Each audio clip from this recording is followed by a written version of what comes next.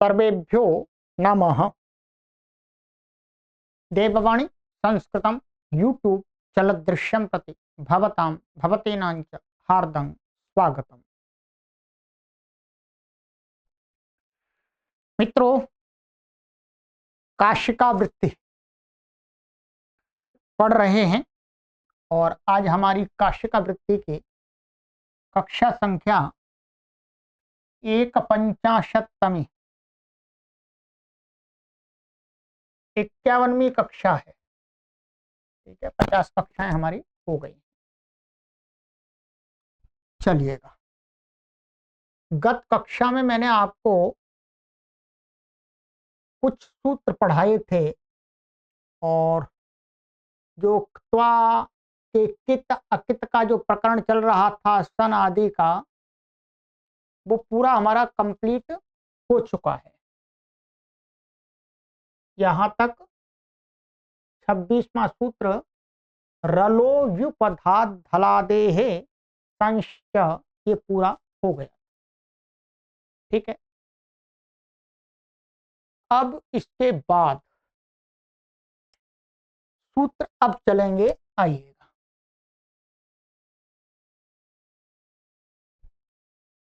27वां सूत्र ऊकालोध्रस्वदीर्घप्लुतः। ऊकालोध्रस्वदीर्घप्लुतः, इसको अलग अलग तोड़ेंगे तो क्या होगा? ऊकालः अच और ह्रस्व दीर्घ प्लुतः। ये जो ह को झ हो गया है, झयोन्य तरस्याम से हो गया है। ये हमने आपको अध्यायी भाष्य में ये सूत्र पढ़ाया था, तब बता दिया। फिर बता रहे हैं, यहाँ पर ये ह है, वास्तव में हर, तो झ हो गया है झयोन्य तरस्याम से। ठीक है, चलिएगा अब देखते हैं क्रमशः। बाकी तो सरल अर्थ है, आपने पढ़ाई है। ऊ इति त्रयाणाम अयम मात्रिक द्विमात्रिक त्रिमात्रिकाणाम प्रश्लिष्ट निर्देशः। कहते हैं जो ये ऊ है यहाँ पर, ये क्या है? तीनों तीन कौन कौन से? एक मात्रिक, द्विमात्रिक और त्रिमात्रिक। जो ऊ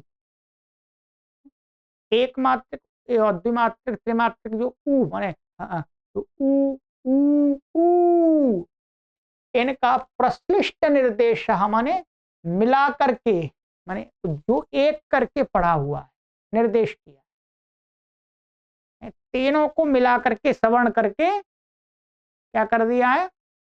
दीर्घ पढ़ देते हैं। ठीक है, ह्रस्व ह्रस्व को भी दीर्घ हो जाता है, ह्रस्व दीर्घ को भी दीर्घ होता है, दीर्घ दीर्घ को भी दीर्घ होता है, और दीर्घ प्लुत को भी दीर्घ होता है। ठीक है, संधि करते हैं तब।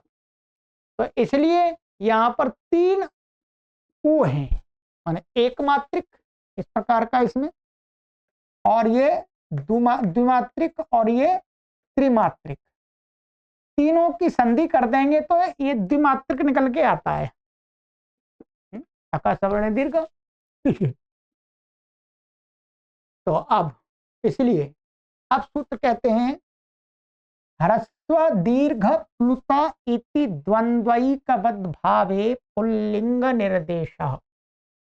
इसमें ह्रस्व दीर्घ प्लुत में क्या कर दिया? द्वंद्व समास है। द्वंद्व समास में क्या होना चाहिए? जितने शब्द हैं उनके अनुसार वचन होना चाहिए। तो कहते हैं द्वंद्वैकबद्ध भावे, तो इसको क्या माना? समाहार द्वंद्व माना। समाहार द्वंद्व कर देंगे तो समूह में बोध होगा, तो ठीक है। समाहार द्वंद्व में तो एक द्वंद्व का एकबद्ध भाव कहाँ है?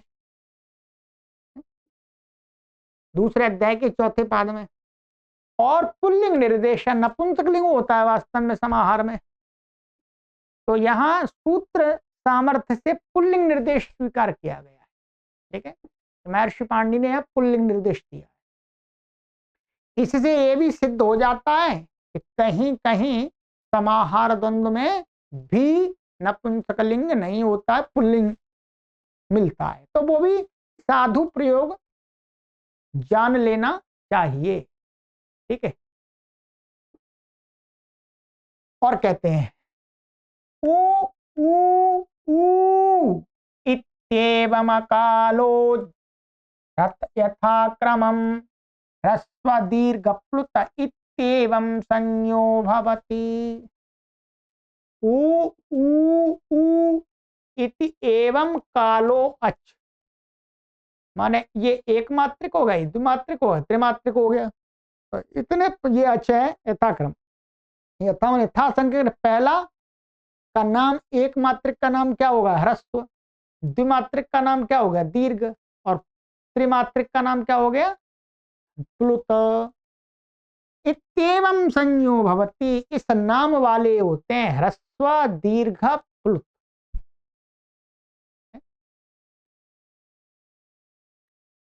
उकालो ह्रस्व माने उकालो, उकालो नहीं, उकालो ह्रस्व, उकाल माने ये एक मात्रिक उकाल, ह्रस्व का उदाहरण क्या दिया है, दधि मधु, तो ये भी इसमें ई है, ये भी अ भी ह्रस्व है, ई भी ह्रस्व है, ये भी अ भी ह्रस्व है, उ भी ह्रस्व, एक माल ये वो एक मात्रिक है ये। उकालो दीर्घ माने द्विमात्रिक काल वाला। ठीक है, तो जैसे कुमारी गौरी, तो इसमें माँ और ई और औ और ई, ये क्या है, दीर्घ है, द्विमात्रिक है, तो इनको दीर्घ कहेंगे। ठीक है। ऊ कालः प्लुतः, ये त्रिमात्रिक काल वाले को प्लुत कहते हैं। तो कहते हैं ऐसे देवदत्ता अत्रन्वसी, यहाँ पर ये जो है ये क्या है, त्रिमात्रिक है, इसलिए इसको इसको क्या तीन मात्रा में बोला जाएगा, देवदत्ता अत्र न्वसी। तो यहां पर ये त्रिमात्रक होने से इसको क्या नाम दिया है, ये प्लुत है। काल ग्रहणम परिमाणार्थम,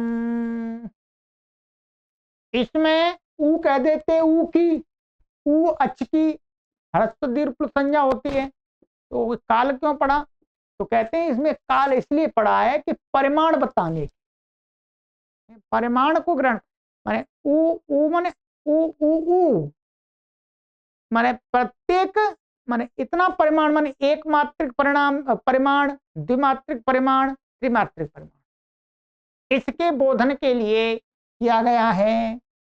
दीर्घ प्लुतयो ह्रस्व संज्ञामाभूत, यदि यहां पर काल ग्रहण ना करते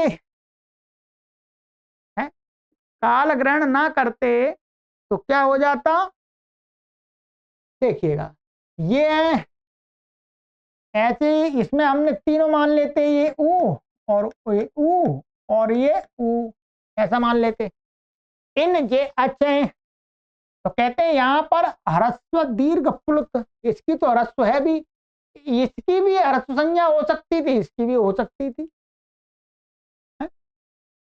है? ये भी ह्रस्व हो जाता क्योंकि ये भी अच्छे है और ये भी अच्छे है। ठीक है, तो कहते हैं दीर्घ प्लुतयो ह्रस्व संज्ञामाभूत।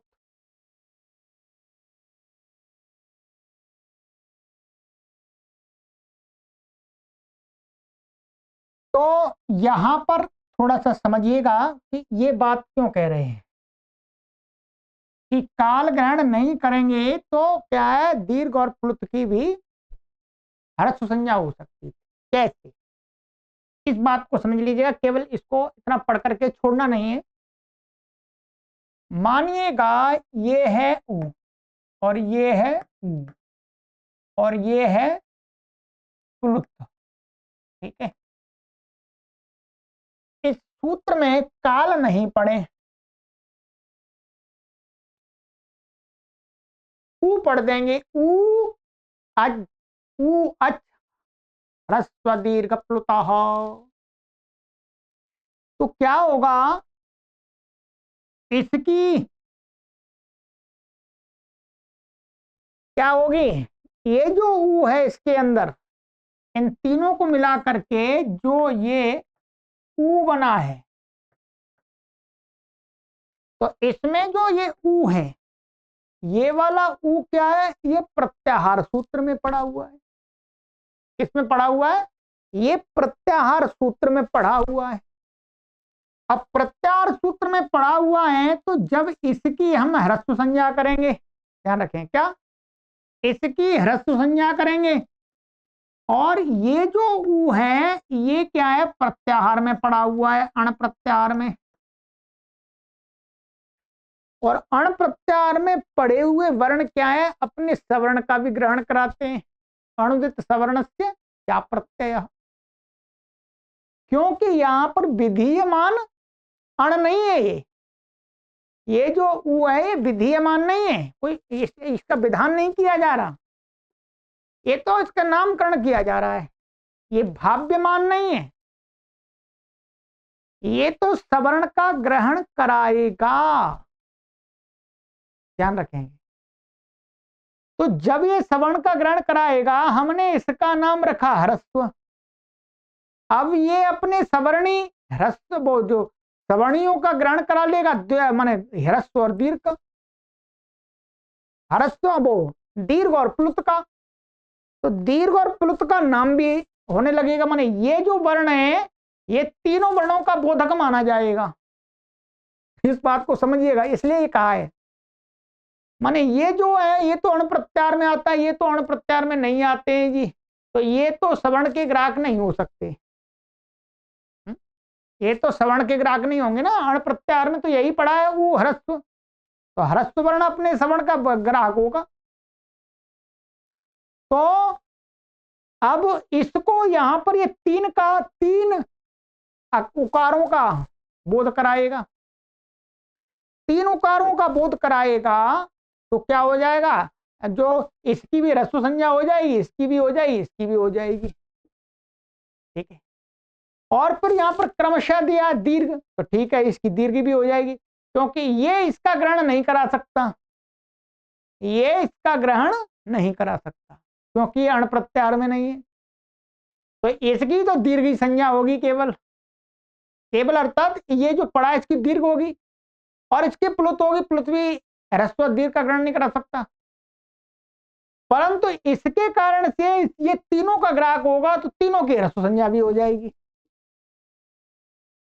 तीनों की ह्रस्व संज्ञा प्राप्त होगी।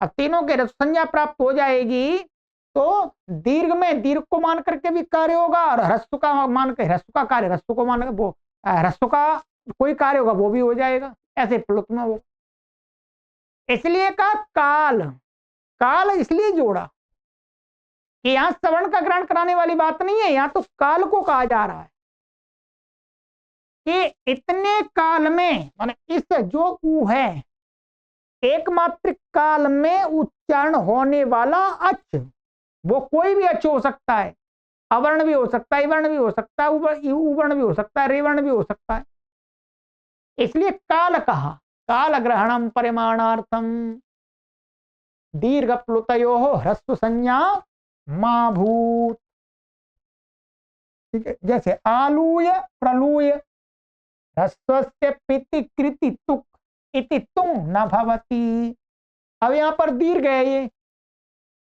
यदि यहां पर काल नहीं पढ़ेंगे तो क्या है, ये इसका भी ग्राहक होगा, इसकी भी ह्रस्व संज्ञा हो जाएगी, ह्रस्व संज्ञा हो जाएगी तो ह्रस्व से पिति कृति तुक से तुक प्राप्त होने लगेगा यहां पर और यहां पर, क्योंकि आंग पूरक लूं धातु से कत्वाल्य प्रत्यय है,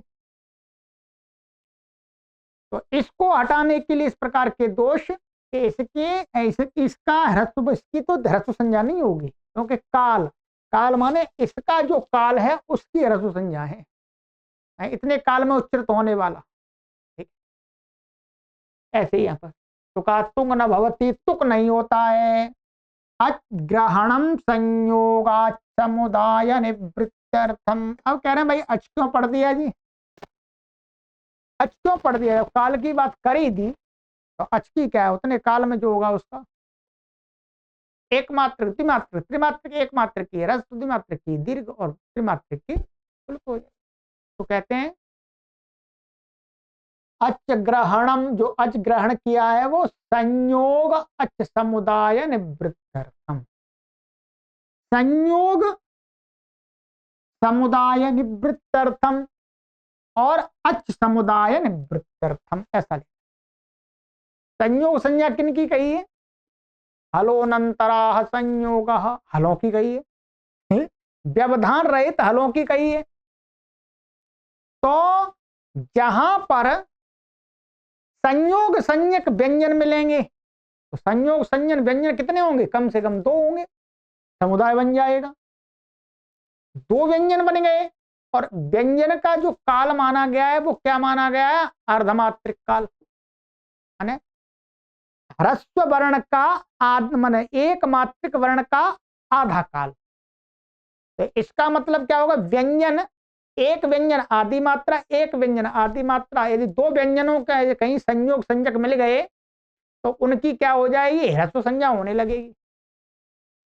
और 4 मिल गए इकट्ठे तो उनकी दीर्घ संज्ञा होने लगेगी। ठीक है। और कहीं पर 6 मिल गए तो उनकी प्लुत संज्ञा होने लगेगी।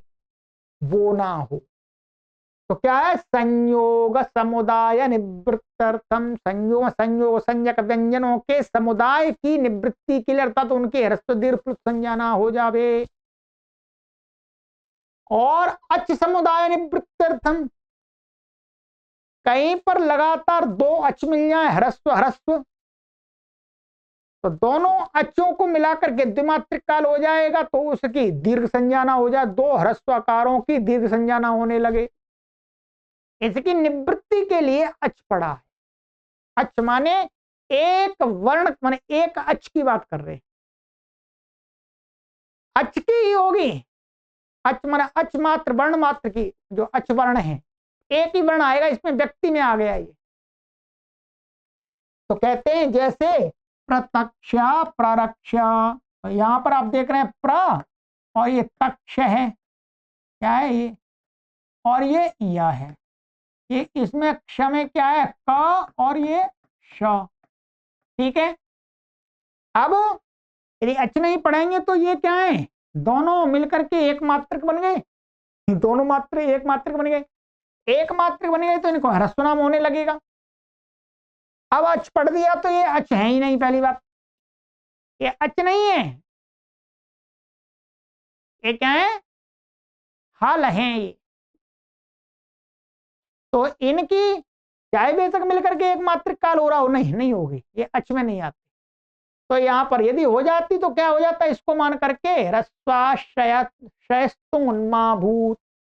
अब कहीं यदि ऐसा मान ले अच नहीं पढ़ते तो यहां पर भी ह्रस्व मान करके तुक होने लगता, ह्रस्व से प्रतिकृत तो तुक ना हो जावे, इसलिए अच पढ़ा। ऐसे प्ररक्ष तीता उ छत्रम, अरे तीता उच्छत्रम। अब यहां पर क्या है? तीता एक ता वाला अ है और एक ये उ है, यहां पर संधि नहीं होती है, शब्द ही है ये तिताऊ, तिताऊ है। तो ता का अ और ये उ, एक मात्रिक एक मात्रिक द्विमात्रिक हो गए। इनकी दीर्घ संज्ञा होने लगेगी, दोनों को मिला के, दोनों को मिला के दीर्घ संज्ञा। दीर्घ संज्ञा हो जावे तो क्या होगा? दीर्घात पदांताद्वा से इति विभाषा तुम्माभूत। अब यहां पर क्या हो जाएगा? छेद कैसे अब नित्य होता है, यदि इसकी दीर्घ संज्ञा हो जाए अ और उ मिला करके तो क्या हो जाएगा? दीर्घात पदांताद्वा से, पद के अंत में दीर्घ वर्ण से उत्तर विकल्प से छ के पद विकल्प से तुक होता है, विकल्प से तुक होने लगेगा यहां पर। तो कहा नहीं, ये अचों के समुदाय की नहीं होती, अच मात्र की होती है। ठीक है।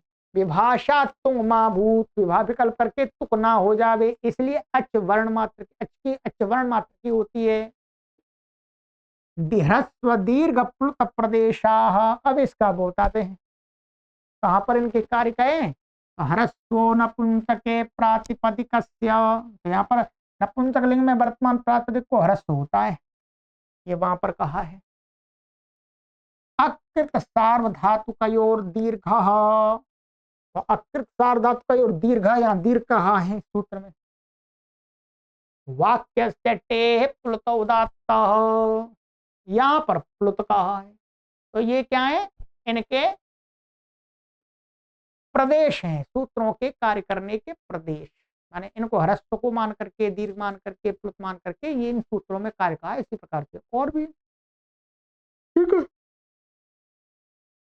अतः सवर्ण दीर्घ, ठीक है, बहुत अनेक जगह।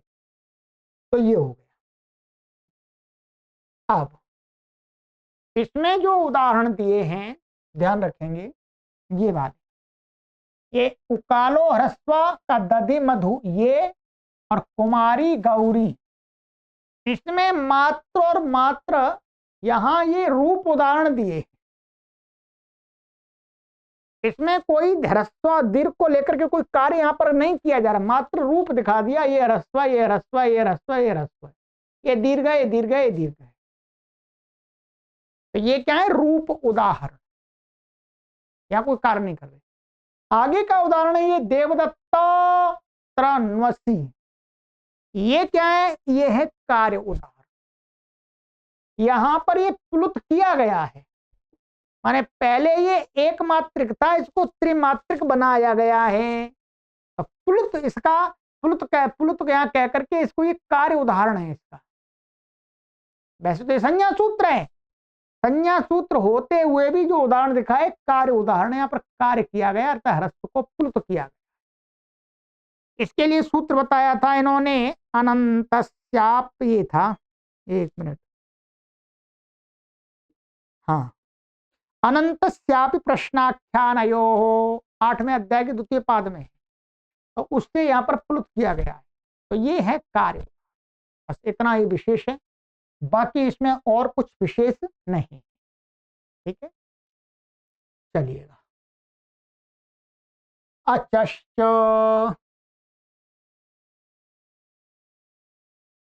परिभाषेयम स्थानि नियमार्था, क्या है, ऊपर वाला सूत्र तो क्या था, संज्ञा सूत्र है, और ये सूत्र क्या है, कहते परिभाषा इयम, ये परिभाषा सूत्र है। क्या है, परिभाषा सूत्र, ये संज्ञा नहीं है। स्थानी नियमार्था, स्थानी का नियम करती है, नियम स्थानी को नियमित करती है, नियमन करती है, उसका निश्चयीकरण करती है। जो स्थानीय, स्थानीय माने संज्ञी, ह्रस्व दीर्घ प्लुताः स्वसंज्ञया शिष्यमाणा अच एव स्थाने वेदितव्या। अब जो ऊपर जो ह्रस्व दीर्घ प्लुत कहा है, ये ह्रस्व दीर्घ प्लुत कहीं कहे जाएंगे तो ये अच को भी हो सकते हैं, व्यंजन को भी हो सकते हैं। तो कहा, क्या कहा, ह्रस्व दीर्घ प्लुताः स्वसंज्ञया शिष्यमाणाः, स्वसंज्ञा माने अपने नाम से विधि रूप में किए जा रहे हों, ह्रस्व होवे, दीर्घ होवे, प्लुत होवे, इस प्रकार से ध्यान रखेंगे। तो ह्रस्व दीर्घ प्लुता स्वसंज्ञया शिष्यमाणा, माने शिष्यमाणा माने विधीयमाना, बनाए जा रहे हो, आदेश किए जा रहे हो, कुछ किए हो। अच्छा एव, हर किसी के स्थान में नहीं होते हैं वो, अच्छा एव अच के स्थान में ही होते हैं। ध्यान कहेंगे, ये ध्यान रखना है, ह्रस्व दीर्घ नाम लेकर के कहे जाएं तब, बिना नाम लिए कहे जाएं तो हो सकते हैं कहीं पर भी, परंतु नाम ह्रस्व स्यात्, दीर्घ स्यात्, प्लुतः स्यात्, तो वो अच को ही होंगी और किसी को नहीं हो सकते।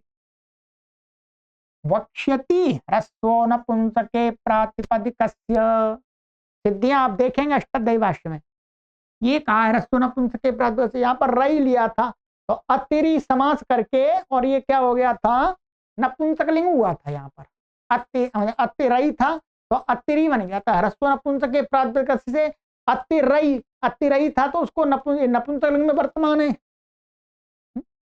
जिस कुल ने धन का अतिक्रमण कर दिया है वो कुल का विशेषण है अतिरी। वहां देखिएगा अष्टाध्यायी भाष्य प्रथमावृत्ति में। तो अब अतिरई ऐसा था, ये वास्तव में अतिरई।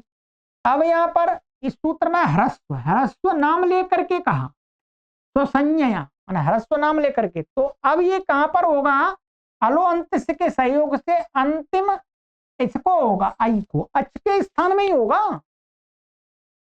ठीक है, र को नहीं कर सकते आप।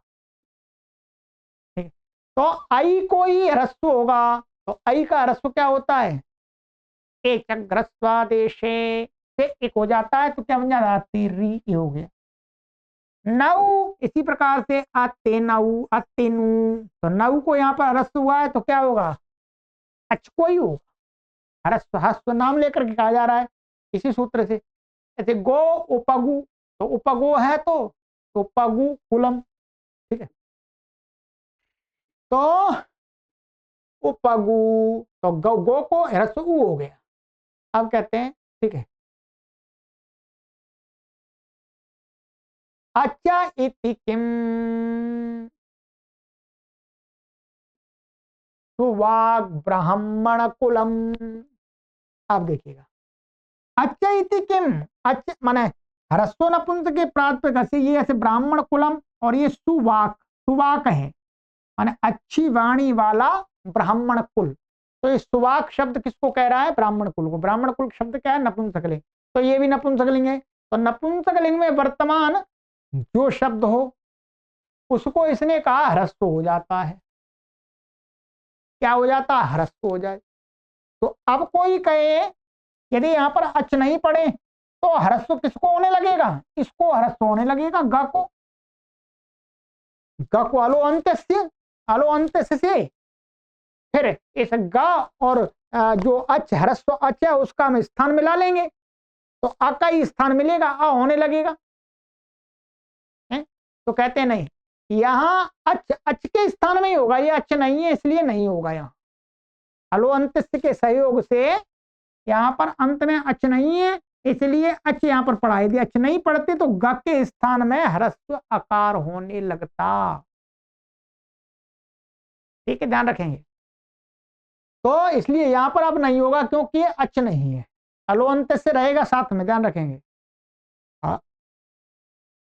अकृत सार्वधातु कयोर दीर्घ, ये देखिए क्षीयते श्रूयते।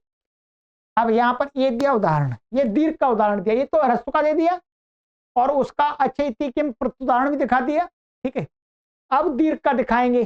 तो दीर्घ का जैसे अकृत सार्वधातु क्षीयते श्रूयते, तो यहाँ श्रु को और ची को ई को और ऊ को दीर्घ हो गया, तो अच को हो गया। ठीक है, माने कृत भिन्न सार्वधातुक यकारादि प्रत्यय के पै रहते। तो ये दीर्घ का यहाँ पर दीर्घ स्वसंज्ञा से विधान है यहाँ पर। अचैति किम, अब इसमें अचिति का क्रम इसमें लगाएंगे, प्रयोजन क्या है, तो कहते हैं भिद्यते छिद्यते। तो यहाँ पर क्या है, ये भिद धातु है और ये यक आ गया। ठीक है, और ये ते आ गया आत्मनेपद का। अब इसके पर रहते ये कृत भिन्न प्रत्यय, तो यहाँ पर यदि अच नहीं पढ़ेंगे तो अकृत सार्वधातुक कयोर दीर्घ, इसको भी दीर्घ करने लगेगा। ठीक है, तो अब का दीर्घ यदि कहकर दीर्घ नाम से पुकार करके दीर्घ किया जा रहा है तो अच के स्थान में होता है, या अंत में अच नहीं है इसलिए नहीं होगा। ठीक है,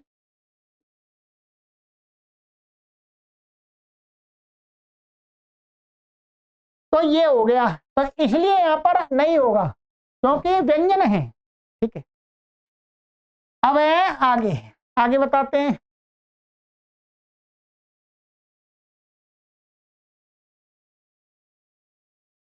अब ये हो गया आगे, अब प्लुत का बताते हैं।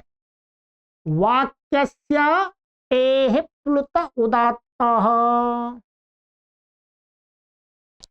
ये क्या, वाक्यस्य टेः प्लुत उदात्तः, ये उसी प्रकरण का लेकर के यहां पर दिखाया है इन्होंने। ठीक है, ये वाक्यस्य टेः प्लुत उदात्तः इस सूत्र से इनका कहना है, 1 मिनट, चीयते हो गया था आपका। हाँ, वाक्य से टे प्लुत उदात्त।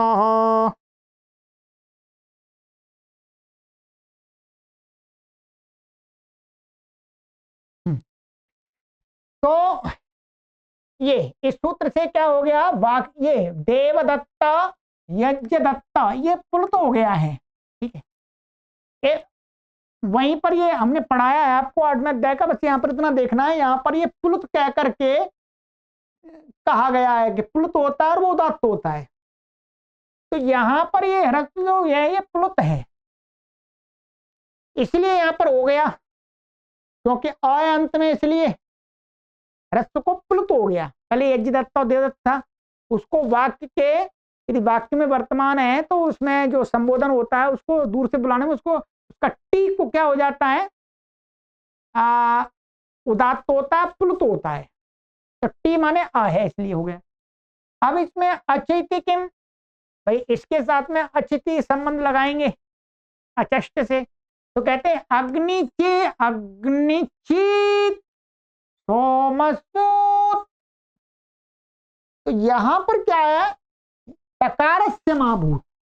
अब ये तकार को नहीं होगा, ध्यान रखेंगे, क्या है, तकार सहित को नहीं होगा, ये कहना चाह रहे हैं। तो टी संज्ञा किसकी है, इतवाक की। भाई अग्निचित में,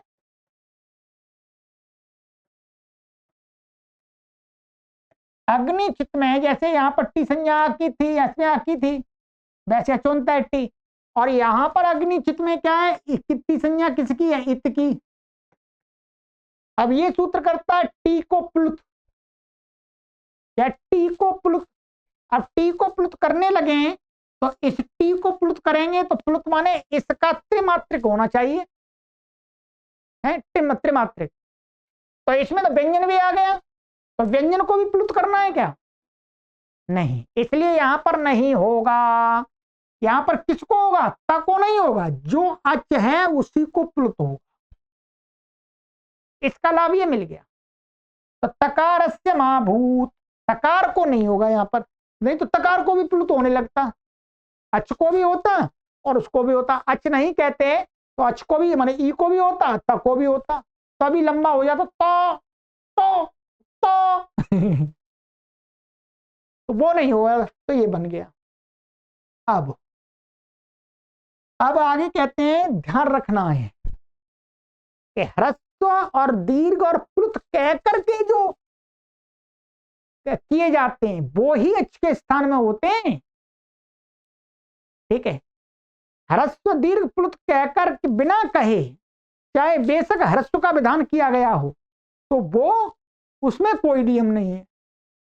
बस इतना ही इसमें ध्यान रखना है।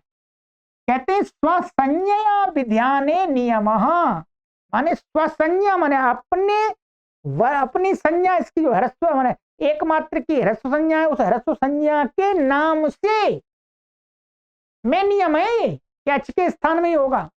ह्रस्व होवे, दीर्घ होवे, प्लुत होवे, ऐसा कह करके जब बनाएंगे ना तब अच के स्थान में नियम है, तब अच को होता है। ठीक है, कहीं पर ऐसा ही कह दिया कि आ माने ये ह्रस्व नहीं कहा, आ होवे, तो फिर वो ऐसा इसमें वो नियम नहीं लगेगा अच के स्थान में, वो फिर हल्के स्थान में भी हो सकता है और अच के स्थान में भी हो सकता है, वहां कोई नियम नहीं है।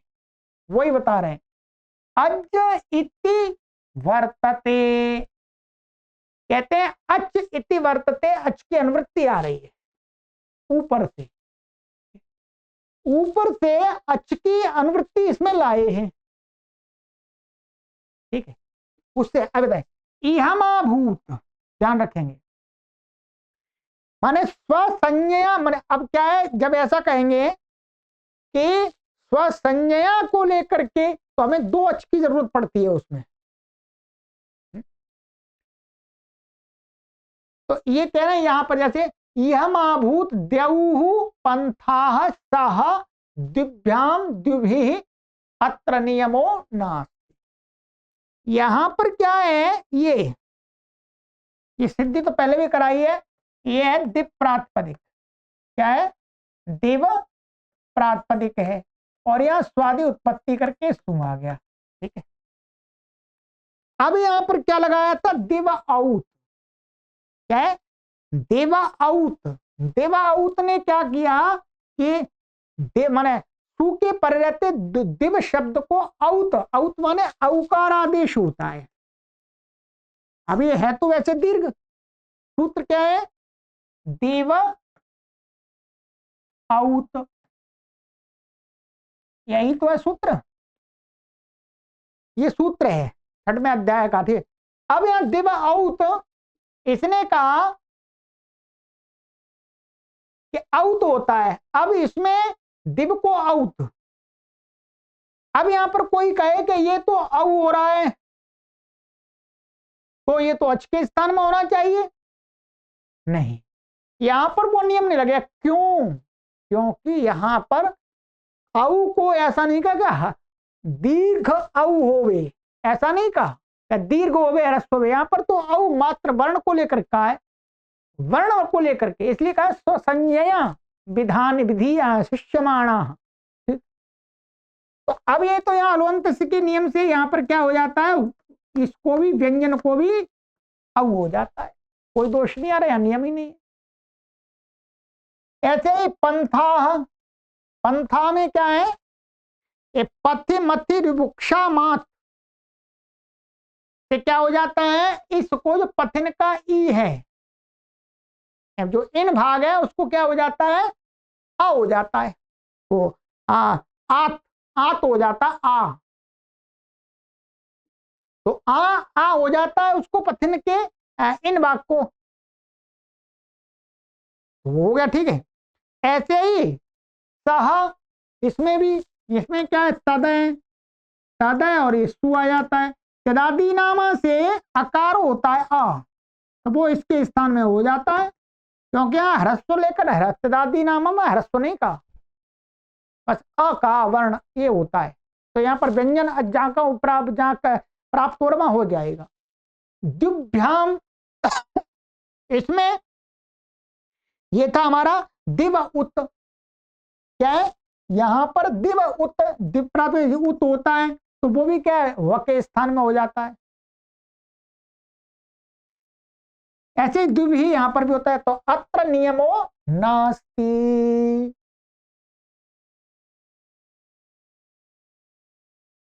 तो ये बाया यहां पर अच इति वर्तते, अच इति वर्तते, इसका ये अर्थ लगाया जाता है कि एक अच तो इसमें है, ये अचष्ट, ये अच ऊपर से ऊ कालो ह्रस्व दीर्घ प्लुता, मैं ह्रस्व दीर्घ प्लुत की अनुवृत्ति आ रही है इसमें, तो दूसरा ऊपर से अच, अच आ रहा है, माने जो अच ह्रस्व संज्ञक है, जो अच दीर्घ संज्ञक है, जो अच प्लुत संज्ञक है, वो यदि ह्रस्व दीर्घ प्लुत नाम से कहा गया है तो वो अच के स्थान में ही होगा, ध्यान रखेंगे। माने ह्रस्व दीर्घ प्लुत जो यहां पर का ह्रस्व दीर्घ और ये प्लुत, ये दीर्घ प्लुत क्या है, अच की संज्ञाएं हैं, तो दीर्घ अच ह्रस्व अच प्लुत अच ऐसा कहा जा रहा हो तो वो अचष्ट माने अच के स्थान में ही होंगे। यदि मात्र ऐसा कहा जा रहा हो, आ होवे, उ होवे, ई होवे, ह्रस्व दीर्घ प्लुत ना जोड़ा जा रहा हो, तो फिर वो अच के स्थान में भी हो सकते हैं, वो व्यंजन के स्थान में भी हो सकते हैं, इसलिए यहां पर व्यंजनों के स्थान में हो गए, ये ध्यान रखेंगे इतना। ठीक, यहां पर ह्रस्व, ह्रस्व अच बने, जिस अच की ह्रस्व संज्ञा है वो ह्रस्व है, ऐसा संबंध लगता है, माने ह्रस्व का अर्थ है जिस अच की ह्रस्व संज्ञा है वो ह्रस्व अच, जिस दीर्घ की माने जिस जिस अच की दीर्घ संज्ञा है वो दीर्घ अच, जिस अच की प्लुत संज्ञा है, वो प्लुत अच कहां होगा? अच के ही स्थान में होगा। ठीक है, और बिना रस्व नाम लेकर के कह देंगे, जैसे ऊ होवे, आऊ होवे, चाहे बेसके ह्रस्व है, चाहे बेसके दीर्घ है, तो ये अच के स्थान में नियम नहीं बनेगा। ये सामान्य हो जाते हैं जो कि यहां पर दिखा दिए। ठीक है, तो यही इन्होंने कहा कि स्वसंज्ञया विधाने नियम, ये जो बात निकल के आती है ये क्या है? अच इति वर्तते, ऊपर से अच का अनुवर्तन लाते तब ये नियम निकलता है।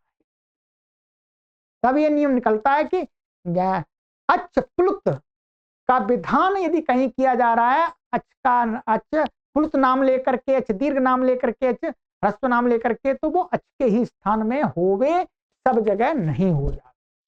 ठीक है, ये इसका तात्पर्य है। चलिएगा, ये हो गया। चलिए, आज की कक्षा में 2 ही सूत्र करेंगे, ये 2 ही इसके प्रकरण के थे। अब बहुत विशेष सूत्र आ रहे हैं मित्रों, सभी पाठकों से निवेदन करूंगा कि ये स्वर संबंधी सूत्र हैं।